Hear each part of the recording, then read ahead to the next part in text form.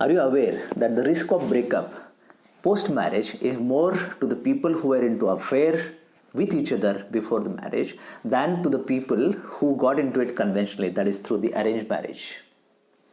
Now, if this is the truth, what do you think could be the reasons behind this? If you ask me, I see three factors which influence this situation. The first one is the attraction. The second one is the projection. And the third one is the availability. By attraction, I don't mean biological one. That's given, that's by nature. Okay, I'm not talking about that. I'm talking about the behavioral attraction. And the foundation of the behavioral attraction is the contrast or the polarization. The more there is a contrast, the more there is a polarization, more there are chances that those people could get attracted to each other. If the girl is of shy and introvert nature, and if the boy is extrovert, outbound nature, chances are that they may get attracted to each other. If the girl is from a decent family, a rule-bound world, and if the boy is from a free world, he is from slum, then it's possible that they may get attracted to each other because there is a contrast, there is a polarization. About the projection, in such phases, you know that both of them are trying to project the good part of their personalities, right? The better part of their personalities. In fact, more than that, they start becoming mirror to each other so that the other looks into that mirror and feels beautiful. It's like they are kind of promoting and supporting the glorification of each other's personalities. In case of availability, you know that they are having this risk of not able to meet each other, say for weeks, sometimes for months, and that's what creates the scarcity or the rarity of that meeting. And that rarity gives it the preciousness, the value, that is inflated value of their relationship. And these factors, they kind of create the bond between them, which they start calling and recognizing as the love. But what happens after the marriage? Especially when they start living 24/7 with each other, right?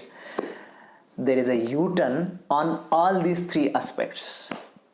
In case of attraction, the foundation was contrast. That very foundation itself starts becoming a conflict. The shy nature of the girl becomes a boring part of her personality to that boy. The extrovert nature of that boy becomes a non-attentive, non-responsible aspect of his personality for that girl. And the projections, they start dropping down because now the reality starts surfacing up. They start seeing the other part of the partner. They start seeing the mundane part of the partner. They start seeing him in a daily attire without makeup, even snoring besides himself or herself. And then the colors of this romantic relationship starts fading out.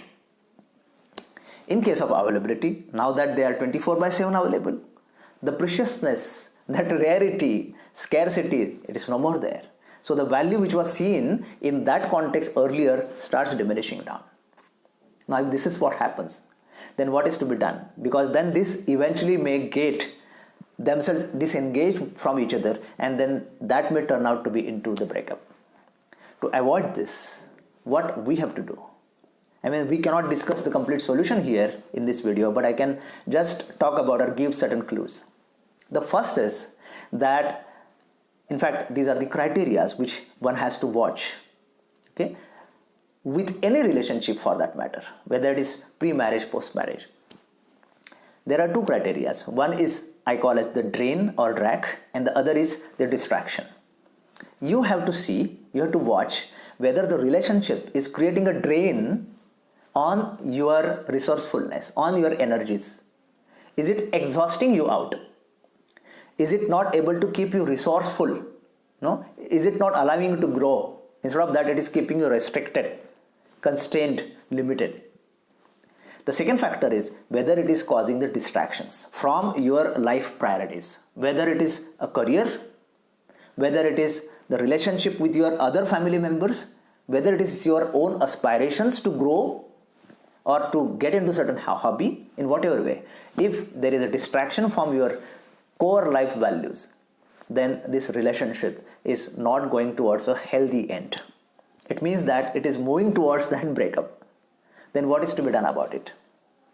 If you see these signs, then the best way is to talk it out to the partner. You have to discuss very clearly, transparently, and then share your experiences, and then both of you have to kind of agree upon some arrangement, some understanding, some maturity to be shown, and then see whether you can come out of this.